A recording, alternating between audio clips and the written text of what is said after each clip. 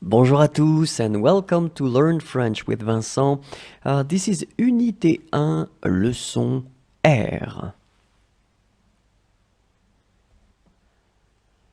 So another really useful lesson because we will cover 7 coordinating conjunctions. So, I mean, these little words that you will use all the time and that you really need to know by heart. Okay, so we can start the lesson right now.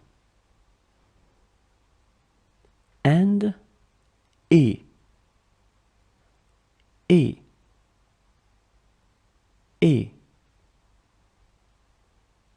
or ou ou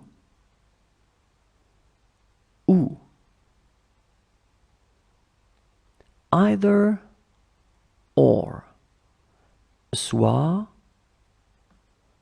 soit soit soit soit soit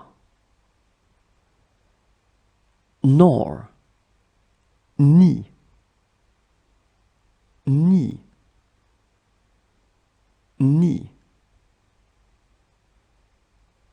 neither nor ni ni ni ni but mais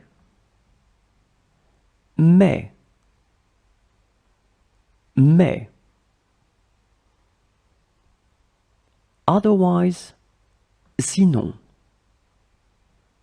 sinon